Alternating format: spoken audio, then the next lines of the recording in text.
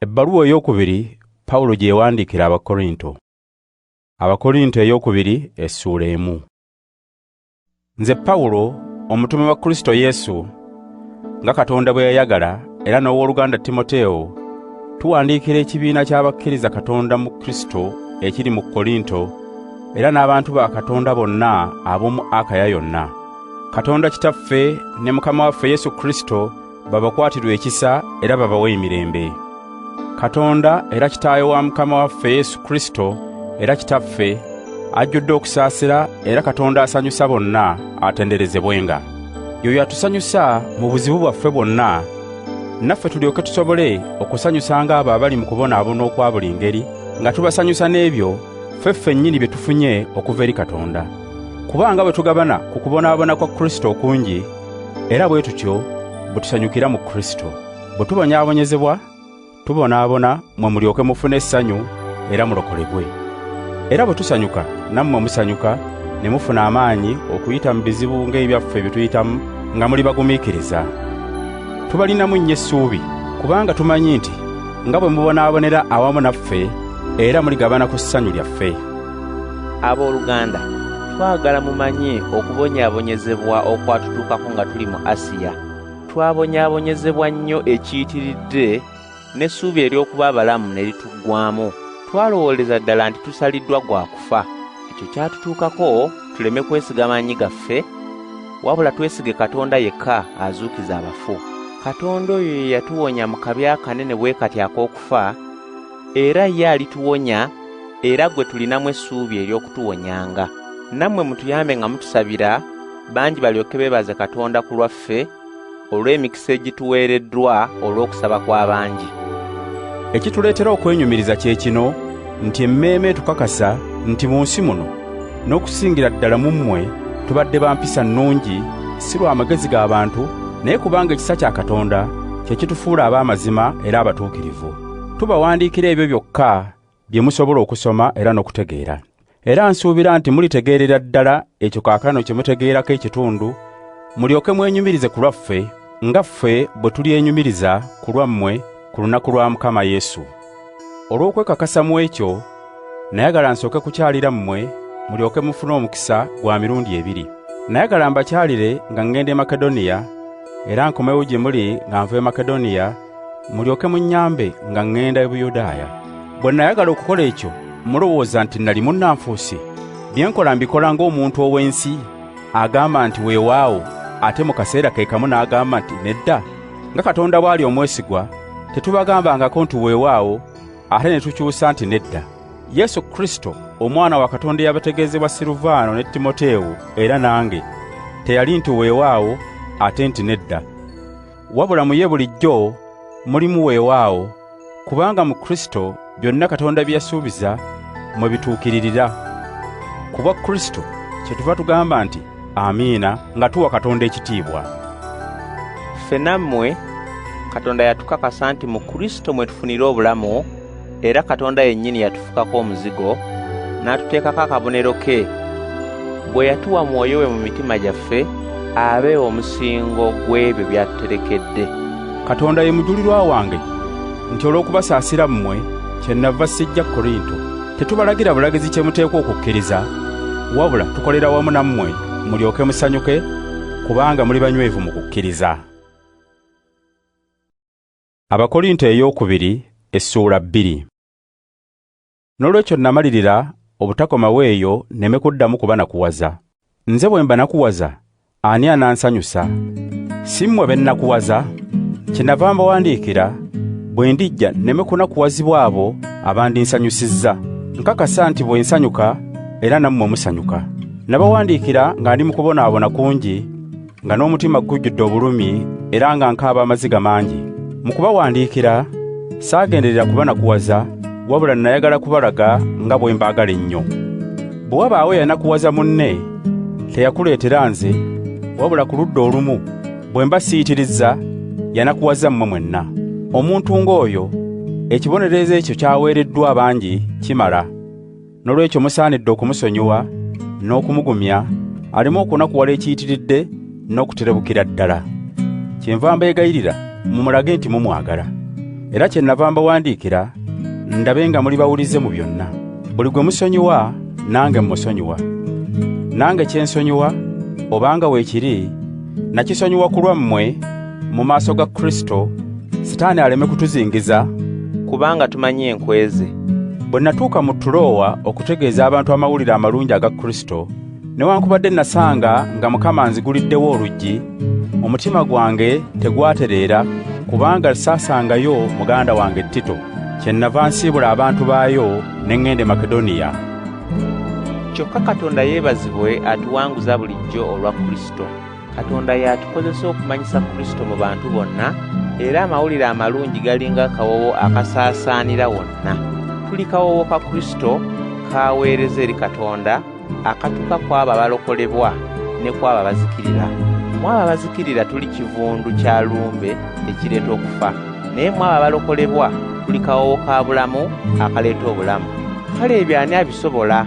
Tetuli ng'abangi abo abakozesa ekigambo kya Katonda olw'okwenoonyeza ebyabwe. Naye ffe, kubanga twatumibwa Katonda, twogera nga tetuliimu bukuusa mu maaso ga Katonda, nga tuli mu Kristo. Abakkolinso eyookubiri essuula 3.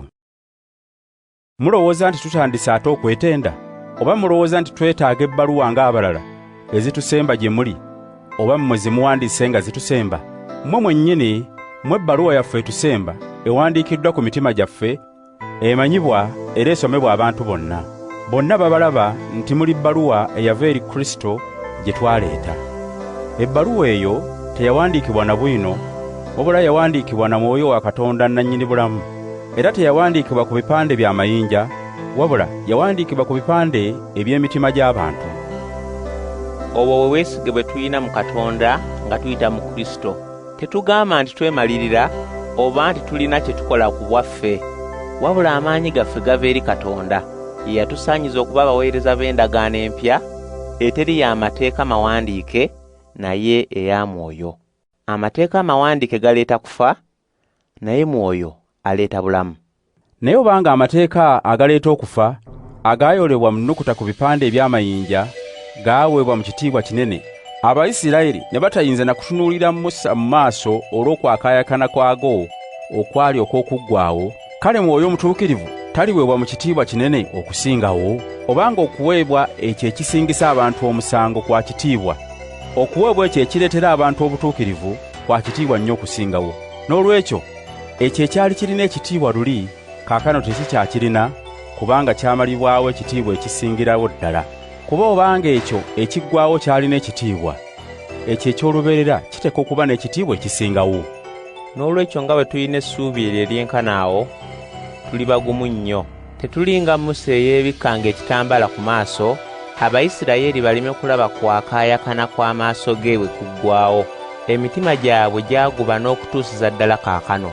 Bwe basoma endagaano enkadde, ekibikka ekyo kyennyini tekibaggyibwangako. Ekibikka ekyo kijjibwa kw'abo abeegatta ne Kristo. Ddala n'okutuusiza ddala kaakano, ebyawandiikibwa Musa buli lwe bisomebwa, emitima gyabwe giba gibikkiddwako. Naye omuntu bw'akyuka n'adda eri Mukama, ekibikka kiggwaawo. Mukama ye Mwoyo, era Mwoyo wa Mukama w'abeera we waba eddembe. N'olwekyo ffe ffenna bwe tuggyibwako ekibikka ku maaso, ekitiibwa kya Mukama kirabikira mu ffe nga bwe kyandirabikidde mu ndabirwamu. Ekitiibwa ekyo ekiva eri Mukama ye Mwoyo kitufuula ne tufaanana nga ye mu kitiibwa ekigenda nga kyeyongera. Abakkolinso eyookubiri essuula 4. N'olwekyo Katonda nga bwe yatusaasira, n'atuwa omulimu ogwo ogw'obuweereza, tetuterebuka. Twaleka ebyo ebikolebwa mu nkukutu eby'ensonyi n'empisa ez'obukuusa, era tetukyamya kigambo kya Katonda, wabula tulaga amazima nga bwe gali, ne tuleka buli muntu ow'omutima omulungi atulowoozeeko nga bw'alaba mu maaso ga Katonda. Era obanga amawulire amalungi ge tutegeeza abantu makweke, abo ab'okuzikirira be gakwekeddwa. Beba batakkiriza, Sitaani omufuzi w'ensi eno be yaziba emitima, n'abaziyiza okukkiriza era n'okulaba ekitangaala ky'amawulire amalungi ag'ekitiibwa kya Kristo, alabirwamu ekifaananyi kya Katonda. Ffe tetweyogerako wabula tutegeeza abantu nti Kristo Yesu ye Mukama, era nti tuli baweereza bammwe olwa Kristo. Katonda yalagira ekitangaala kyaka wabadde ekizikiza, ye yayaka mu mitima gyaffe okuleetera abantu ekitangaala, bamanye ekitiibwa kya Katonda ekirabikira mu Kristo. Naye ffe abalinga ebibya eby'ebbumba, ffe tulimu ekyo eky'omuwendo ennyo, okulaga nti obuyinza bwonna bwa Katonda so si bwaffe. Tubonaabona mu buli ngeri, naye tetubulwa bwekyusizo. Tusoberwa, naye tetuggwaamu ssuubi. Tuyigganyizibwa, naye tetwabulirwa. Tumeggebwa, naye tetubetentebwa. Bulijjo, buli bwe tulaga, tugenda n'okufa kwa Yesu mu mibiri gyaffe, obulamu bwe bulyoke bulabikire mu mibiri gyaffe. Newankubadde nga tuli balamu, naye bulijjo tuba mu kabi ak'okufa olwa Yesu, obulamu bwa Yesu bulyoke bulabikire mu mibiri gyaffe egy'okufa. N'olwekyo okufa kukolera mu ffe, naye obulamu bukolera mu mmwe. Nga bwe tulina omutima ogw'okukkiriza ng'ogwo ye yawandiika nti, nakkiriza kyennava njogera. Naffe tukkiriza era kyetuva twogera nga tumanyi nti oyo yazuukiza Mukama waffe Yesu, naffe alituzuukiza wamu ne Yesu, n'atuleeta wamu nammwe mu maaso ge. Byonna biriwo ku lwammwe, ekisa kya Katonda kiryoke kyeyongera okubuna mu bantu, nabo beeyongera okwebaza Katonda n'okumuweesa ekitiibwa. Newankubadde ng'obulamu bwaffe obw'omubiri bugenda buseebengerera, naye obulamu bwaffe obw'omwoyo bufuulibwa bujja buli lunaku, kyetuva tulema okuddirira. Okubonaabona kuno okutono era okwakaseera obuseera kututeekerateekera ekitiibwa ekinene ekitaliggwaawo era ekitageraageranyizika. Amaaso gaffe tetugatadde ku ebyo ebirabika, wabula ku ebyo ebitalabika. Ebyo ebirabika bya kaseera buseera, naye ebyo ebitalabika bya lubeerera. Abakkolinto eyookubiri essuula 5. Tumanyi nti ensiisira yaffe ey'oku nsi gwe mubiri gwe tulimu. Bw'eryabizibwa, Katonda alituwa ennyumba mu ggulu ey'olubeerera etaazimbibwa bantu. Kyamazima nga tukyali mu nsiisira eno, tusinda nga twegomba okwambazibwa omubiri ogw'omu ggulu gwe tulibeeramu, nga tusuubira nti bwe tuligwambazibwa tuleme kusangibwa nga tuli bwereere. Kubanga bwe tukyali mu mubiri guno, tusinda nga tuzitoowereddwa, si lwakuba nti twagala okugwambulwa, wabula twagala kwongera kwambazibwa, olwo ogufa gulyoke gumiribwe obulamu. Eyatuteekerateekera ekyo ye Katonda, eyatuwa Mwoyo Mutuukirivu okuba omusingo. Kyetuva tuguma bulijjo, era tumanyi nti bwe tuba nga tuli mu mubiri guno, tuba wala ne Mukama. Tutambulira ku kukkiriza, so si ku kulaba. Tuguma, era kye twandisinze okwagala kwe kuva mu mubiri guno tube wamu ne Mukama. N'olwekyo kye tugenderera kwe kumusanyusa, ne bwe tuba ewala ne bwe tuba okumpi naye. Ffenna tuli baakulabika mu maaso g'entebe ya Kristo kwasalirawo emisango, buli omu alyoke aweebwe ekimusaanira okusinziira ku birungi oba ku bibi bye yakola ng'akyali mu mubiri guno. N'olwekyo nga bwe tumanyi nti kituufu okutya Mukama, tugezaako okukkirizisa abantu. Kyokka Katonda amanyi nga bwe tuli, era nsuubira nti nammwe mumanyi mu mitima gyammwe. Tetuddamu kweyanjula gye muli, naye tubawa kye munaasinzirangako okwenyumiriza ku lwaffe, mulyoke mubenga n'ekyokuddamu abo abeenyumiririza mu by'okungulu, so si mu ebyo eby'omu mutima. Obanga tulaluse lwa Katonda.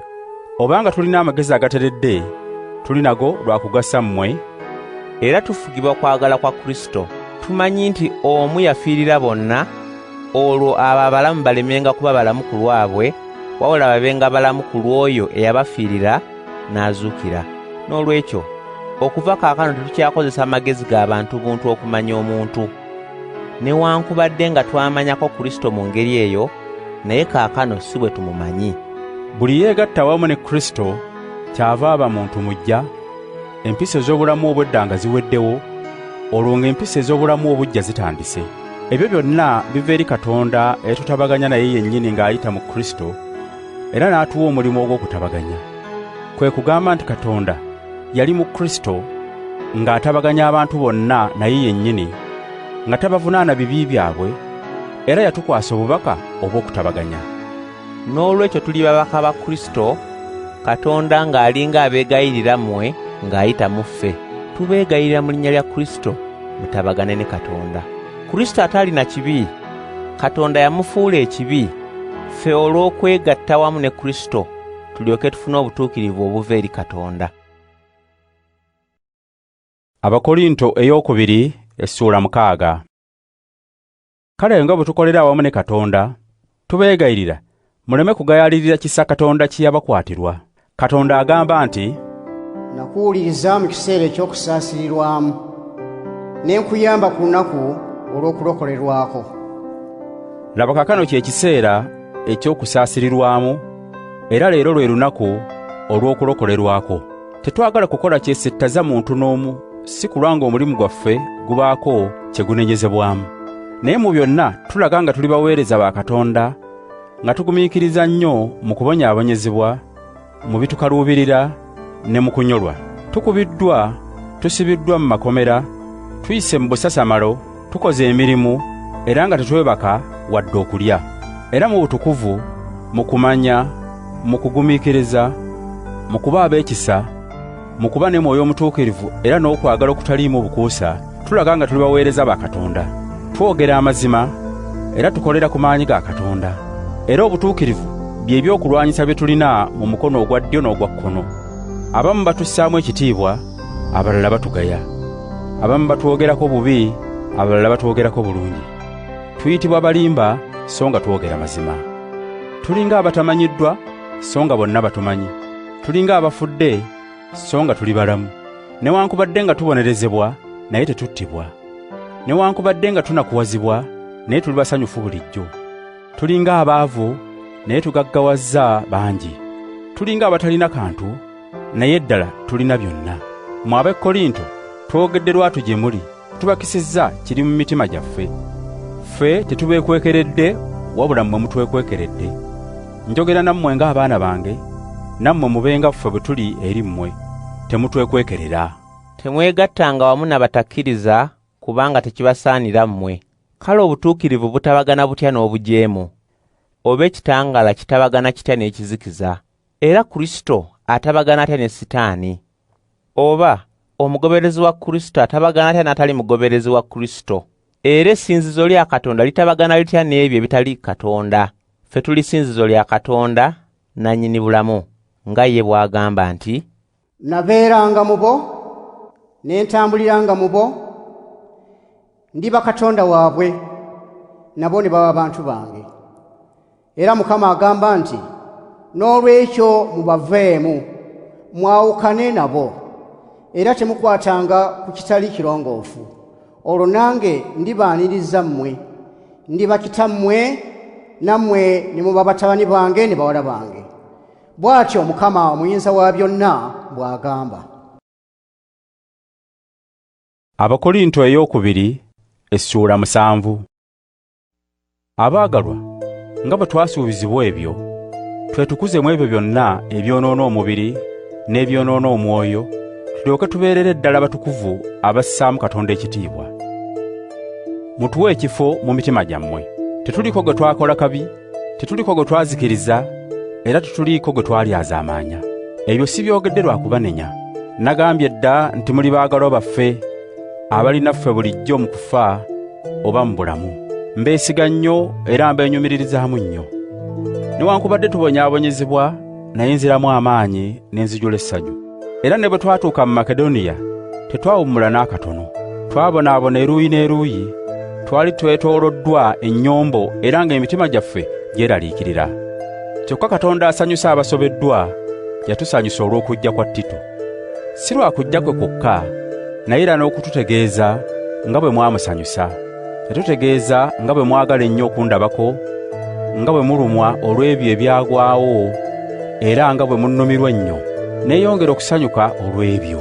Newankubadde nga nabanakuwaza mu bbaluwa yange sejjusa. Weewaawo nejjusa, kubanga nalaba nti ebbaluwa eyo yabanakuwaza okumala akaseera. Naye kaakano nsanyuka, si lwa kubanga nabanakuwaza, naye kubanga okunakuwala kwammwe kwabaviiramu okwenenya. Okunakuwala okwo Katonda yakusiima, n'olwekyo tetulina kye twabafiiriza. Okunakuwala okusiimibwa Katonda kuleeta okwenenya okuvaamu okulokolebwa, era tekuleetera bantu kujulirira. Naye okunakuwala okw'abantu ab'ensi kuvaamu okufa. Kale mulabe okunakuwala okwo Katonda kwasiima gye kwabaleetera. Mwafuba nnyo, mwennyonnyolako, Mwasunguwala, mwatya, mwegomba okundaba, mwewaayo eri Katonda, era mweteekateeka okubonereza buli akola ekibi. Mu byonna mweraga nga temuliiko kye munenyezebwa mu kino. Kale newankubadde nga nabawandiikira ebbaluwa eyo, saagiwandiika lw'oyo eyakola ekibi oba olw'oyo eyakolwa ekibi, wabula nagiwandiika lwa kukakasa mu maaso ga Katonda nti mutulumirwa. N'olwekyo twaddamu amaanyi. Ne mu kuddamu amaanyi tweyongera okusanyuka ennyo olw'essanyu lya Tito, mmwe mwenna gwe mwawonya okweraliikirira. Ne bwe mba nga nabatenda nnyo gy'ali, temwanswaza, kuba nga byonna bye twabategeeza bwe biri eby'amazima, n'okubatenda eri Tito kweragira ddala nga kwa mazima. Era naye olw'okujjukira nga bwe mwamussaamu ennyo ekitiibwa, yeeyongedde nnyo okubaagala. Nsanyuse kubanga nnyinza okubeesigira ddala mu byonna. Abakkolinto ey'okubiri essula 8. Abooluganda, twagala mumanye ekisa Katonda kye yakwatirwa ebibiina by'abakkiriza Kristo eby'omu Makedoniya. Mu kugezebwa kwabwe nga babonyaabonyezebwa ennyo, baafuna essanyu lingi ne libaleetera okugaba nga tebeebalira newankubadde nga baavu nnyo. Era nkakasa nti baagabanga okufuna kwabwe bwe kuli, naye era baasinzaawo ate nga beeyagalidde bokka. Baatwegayirira nnyo bakkirizibwe okwegatta n'abo abayamba abantu ba Katonda. Era baakola kye twali tutasuubira, okusooka beewaayo eri Mukama, era olw'okwagala Katonda ne beewaayo eri ffe. Kyetwava tusaba Tito eyatandika omulimu ogwo ogw'ekisa ajja agumalirize ne mu mmwe. Kale nga bwe musukkirira mu byonna, mu kukkiriza ne mu kwogera ne mu kumanya ne mu kunyiikirira byonna era ne mu kutwagala, twagala musukkirire ne mu mulimu guno ogw'ekisa. Ekyo si kyogera nga mbalagira bulagizi, wabula mbalaga abalala nga bwe beetegese okuyamba, ndyoke ndabe nti okwagala kwammwe kwa mazima. Mumanyi ekisa kya Mukama waffe Yesu Kristo. Mumanyi nti newankubadde nga yali mugagga, kyokka yafuuka mwavu ku lwammwe, mmwe mulyoke mugaggawale olw'obwavu bwe. Amagezi ge mbawa ku kino kwe kumaliriza ekyo kye mwatandika omwaka ogwayita. Mmwe mwasinga si mu kukola kwokka, naye ne mu kusanyukira kye mukola. Kale obumalirivu bwammwe mu kwagala okukikola bulabikire mu kukimaliriza nga mukozesa ebyo bye mulina. Kuba obanga mwegomba okubaako kye muwaayo, Katonda akkiriza kyo kye mulina, so si ekyo kye mutalina. Saagala muyambe balala ate mmwe mwerumye. Naye olw'obwenkanya, mu bye mulina ebingi mu kiseera kino, biyambe bo mu kwetaaga kwabwe.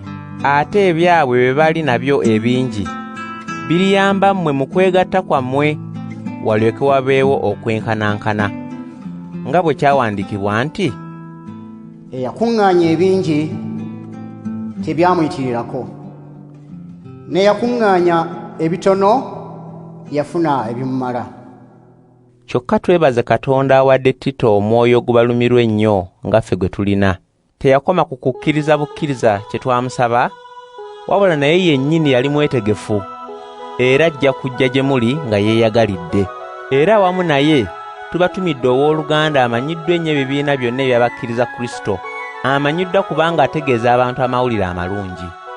Era ekirala, ebibiina by'abakkiriza Kristo bimulonze okutuwerekera n'okutuyamba mu mulimu guno ogw'ekisa gwe tukola olw'okuweesa Katonda ekitiibwa n'okulaga bwe twagala okuyamba.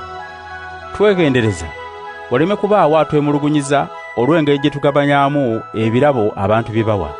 Kye tugenderera kwe kukola ebirungi, si mu maaso ga Katonda yekka, wabula ne mu maaso g'abantu. Era awamu nabo tubatumidde owooluganda omulala gwe tugezezza emirundi emingi ne tusanga nga munyiikivu mu bintu bingi. Era kaakano yeeyongedde okuba omunyiikivu kubanga abeesiga nnyo mmwe. Tito ye mukozi munnange bwe tukola mu kubaweereza mmwe. Era baganda baffe abo be babaka b'ebibiina by'abakkiriza Kristo era abaweesa Kristo ekitiibwa. Kale mu maaso g'ebibiina byonna eby'abakkiriza Kristo mubalage ekikakasa okwagala kwammwe n'okwenyumiriza kwaffe ku lwammwe. Abakkolinto ey'okubiri essula 9. Tekinneetaagisa kubawandiikira olw'ebirabo ebikuŋŋaanyizibwa okuyamba abantu ba Katonda ab'omu Buyudaaya. Mmanyi nti muli beetegefu okuyamba, era kindeetera okwenyumiriza eri ab'omu Makedoniya nga mbagamba bo nti ab'omu Akaya beetegefu okuviira ddala mu mwaka ogwayita. Era obumalirivu wammwe bukubiriza bangi mu bo. Naye mmwe mbatumidde abooluganda okwenyumiriza kwaffe ku lwammwe kuleme kuba kwa bwereere, wabula mube beetegefu nga bwe nagamba. Si kulwa nga abamu ku b'omu Makedoniya bajja nange ne tusanga nga temuli beetegefu, ffe ne bwe siyogere ku kuswala okwammwe ne tufa ensonyi olw'okubeesigira obwereere. Kyenvudde ndowooza nti kituufu okubatumira abooluganda bansooka okujja gye muli bateeketeeke ekirabo ekyo kye mwasuubiza kisangiwe nga kitegekeddwa lwa kweyagalira so si lwa kuwalirizibwa. Mujjukire nti oyo asiga ng'akekkereza ensigo alikungula bitono, kyokka oyo asiga ennyingi alikungula bingi. Kale buli omu akole nga bw'amaliridde mu mutima gwe, si lwa nnaakola ntya wadde olw'okuwalirizibwa. Katonda ayagala oyo agabanga musanyufu. Era Katonda ayinza okubawa ebyo ebisinga ku bye mwetaaga, mulyoke mube na bingi bulijjo, era mugabe bingi olwa buli mulimu omulungi, nga bwe kyawandiikibwa nti, yagaba nnyo ng'agabira abaavu. Obutuukirivu bwe bwa mirembe gyonna. Era Katonda awa omusizi ensigo n'amuwa emmere ey'okulya, anayazanga ensigo zammwe ne mweyongera okugaba. Anaabagaggawazanga mu byonna ne mugaba nnyo, abantu balyoke beebazenga Katonda olw'ebyo bye tukoze. Okukola omulimu guno tekukoma ku kuyamba bantu ba Katonda kyokka, naye era kwongera okuleetera abantu okwebaza ennyo Katonda. Ekyo kye mukola kikakasa okukkiriza kwammwe, era kireetera abantu okuwa Katonda ekitiibwa, si lwa kukkiriza amawulire amalungi kyokka, wabula era mugagondera, ne mubawa ku byammwe, era ne muwa n'abalala bonna.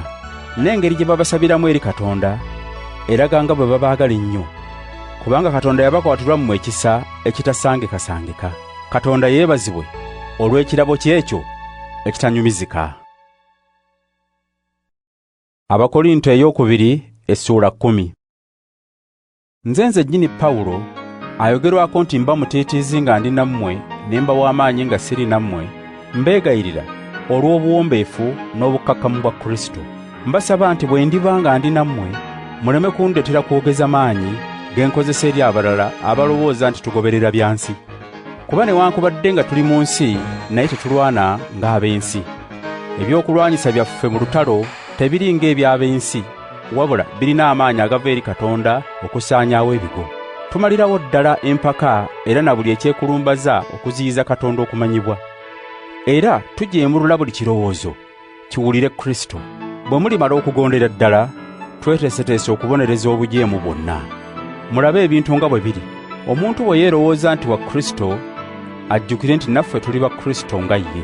Tekinkwasa nsonyi ne bwe mba nga nsukkiriza okwetenda olw'obuyinza bwa Mukama bwe yatuwa olw'okubazimba, so si olw'okubazikiriza. Sandyagadde kubanga abatiisa na bbaluwa zange. Abantu bagamba nti ebbaluwa za Pawulo nkambwe era z'amaanyi, kyokka bw'abeera naffe aba munafu, era ebigambo bye binyoomebwa. Alowooza bw'atyo ategeere nti bye tugamba mu bbaluwa nga tetuli nammwe, era bye tukola nga tuli nammwe. Ffe tetwagala kwebalira mu abo abeetendereza wadde okwegeraageranya nabo. Bwe beegeraageranya, beegeraageranya ku bo bennyini, tebalina magezi. Naye ffe tetujja kwenyumiriza nga tetuliiko kkomo. Tujja kukoma ku mirimu Katonda gye yatugerera nga mwotwalidde n'ogwo gwe twakola mu mmwe. Nga mmwe bwe muli mu kitundu Katonda kye yatugerera, tetwakibuuka bwe twajja gye muli nga tubategeeza amawulire amalungi agafa ku Kristo. Tetwenyumiriza lwa mulimu abalala gwe baakola ebweru w'ekitundu Katonda kye yatugerera, wabula tusuubira nti okukkiriza kwammwe nga bwe kugenda kweyongera, era n'omulimu gwaffe mu mmwe gweyongera okugaziwa. Olwo tulisobola okutuusa amawulire amalungi ku bantu abali mu bitundu ebiri eyo okuyisa ewammwe, nga tetwenyumiriza lwa mulimu ogukoleddwa abalala mu kitundu kyabwe. Kyokka ng'ekyawandiikibwa bwe kigamba, eyeenyumiriza yeenyumirizenga mu Mukama waffe. Omuntu eyeetenda si yakkirizibwa, wabula oyo Mukama gw'asiima. Abakolinto ey'okubiri essuula 11. Nandyagadde muŋŋumiikirize mu busirusiru bwange obutono, ddala muŋŋumiikirize. Mbalinako ebbuba nga Katonda ly'abalinako, kubanga nabaleeta eri Kristo aboogereze nga muli ng'omuwala embeerera aweebwayo eri bba omu yekka. Kyokka ntya nti ng'omusota bwe gwalimbalimba Hawa olw'obukujjukujju bwagwo, ebirowoozo byammwe bijja kubakyamya muleme okweweerayo ddala eri Kristo ku mazima. Omuntu bw'ajja n'abategeeza Yesu omulala atali oyo gwe twabategeeza, oba bwe muweebwa mwoyo omulala atali oyo gwe mwaweebwa, oba amawulire amalungi amalala agatali ago ge mwafuna, muwanguwa okubikkiriza. Ndowooza nti abo abatume abakulu ennyo tebalina kye bansinza n'akatono. Nnyinza okuba nga siri mumanyirivu mu kwogera, naye amagezi nnina, era ekyo twakibalaga mu byonna ne mu buli ngeri. Bwe nabategeeza amawulire amalungi agava eri Katonda, sirina kye nabasasuza, neetowaza mwe mulyoke mugulumizibwe. Ekyo nakola kibi? Ebibiina ebirala ebyabakkiriza Kristo nabimalako kumpi buli kantu okufuna ebinnyamba nga nkola omulimu mu mmwe. Era bwe nabanga nammwe nga neetaaga, siriiko n'omu ku mmwe gwe nazitoowerera. Abooluganda abaava mu Makedoniya bandeetera byonna bye nali neetaaga. Nali mwegendereza era njija kwegenderezanga nneme okubazitoowerera mmwe mu ngeri yonna. Ng'amazima ga Kristo bwe gali mu nze, tewali alinzijjako kwenyumiriza okwo mu Akaya yonna. Lwaki? Kubanga mmwe sibaagala? Katonda amanyi nti mbaagala. Njija kweyongera okukola ekyo kye nkola kaakano, ndyoke nziyiza abo abeenyumiririza mu butume bwabwe nga bagamba nti bakola nga bwe tukola. Abantu ng'abo beeyita batume so nga si bwe bali, bakozi ab'obukuusa abeefuula abatume ba Kristo. Era ekyo tekyewuunyisa, kubanga ne Sitaani yeefuula malayika ow'ekitangaala. N'olwekyo kyangu n'abaweereza be okwefuula abaweereza b'ebyobutuukirivu, ku nkomerero baliweebwa ebibasaanira olw'ebikolwa byabwe. Nziramu okugamba nti waleme kubaawo n'omu alowooza nti ndi musirusiru. Naye nga bwe mundowoozaako bwe mutyo, waakiri munzikirize mu busiru bwange nange nnenyumirizeeko akatono. Kye njogera, Mukama si yakinjogeza, wabula mu kwenyumiriza kuno nkyogera ng'omusirusiru. Naye nga bwe waliwo bangi abeenyumiriza olw'eby'ensi, nange kanneenyumirize. Mmwe nga bwe muli bagezi, mugumiikiriza abasirusiru. Omuntu bw'abafuula abaddu, oba bw'abanyaga, oba bw'abawamba, oba bwe yeekulumbaza, oba bw'abakuba mu maaso, mugumiikiriza. Kanjogere nga nswadde nti ffe ekyo tetwasobola kukikola. Naye omuntu kyaguma okwenyumiririzaamu, njogera ng'omusirusiru, nange ŋŋuma okukyenyumiririzaamu. Bo Bebuleeyi, nange bwendi. Bo Bayisirayiri, nange bwendi. Bo bazzukulu ba Abulahamu, nange bwendi. Bo baweereza ba Kristo, njogera ng'omulalu. Nze mbasinga okukola ennyo. Nsibiddwa mu makomera emirundi mingi okusinga bo. Nkubiddwa nnyo okubasinga, era emirundi mingi nabulako katono okufa. Abayudaaya bankuba emirundi 5 emigga 39. Emirundi 3 nakubibwenga, era olumu nakubibwa amayinja. Eryato lyatonoonekako emirundi 3, n'ensula era n'ensiiba mu buziba bw'ennyanja. Mu ngendo zange nnyingi natuukibwako akabi mu migga, akabi ak'abanyazi, akabi ke natuusibwako ab'eggwanga lyange, n'akabi ke natuusibwako ab'amawanga amalala. Natuukibwako akabi mu bibuga, akabi mu ddungu, akabi mu nnyanja, era n'akabi akantuusibwako abooluganda ab'obulimba. Nakolanga nnyo n'enkoowa, emirundi mingi seebakanga. Nalumwanga enjala n'ennyonta, era nasiibanga emirundi mingi. Nabeeranga mu mpewo nga tesirina na kye nneesuulako. Era okwongera ku ebyo, buli lunaku mba nzitoowereddwa okweraliikirira olw'ebibiina byonna ebyabakkiriza Kristo. Ani aggwaamu amaanyi ne simulumirwa? Ani akemebwa n'agwa ne sisaalirwa? Obanga ndi wa kwenyumiriza, nja kwenyumirizanga olw'ebyo ebiraga obunafu bwange. Katonda aweebwa ekitiibwa ennaku zonna, era Kitaawe wa Mukama waffe Yesu Kristo amanyi nga sirimba. Bwe nnali mu Damasiko, omufuzi yateekebwawo kabaka Arete yakuuma ekibuga Damasiko ankwate, kyokka ne bampisa mu ddirisa nga bantadde mu kisero, ne banzisiza ku kisenge ne mmuwona. Abakolinto eyookubiri essula 12. Ndi wa kwenyumiriza newankubadde okwenyumiriza tekugasa, naye kanjogere ku kulagibwa n'okulabikirwa Mukama waffe. Manyi omugoberezi wa Kristo yatwalibwa mu ggulu erya waggulu ennyo, kati emyaka 14 egiyiseewo. Simanyi obanga ekyo kyabeererawo ddala, obanga kwali kulabikirwa. Simanyi, Katonda y'amanyi.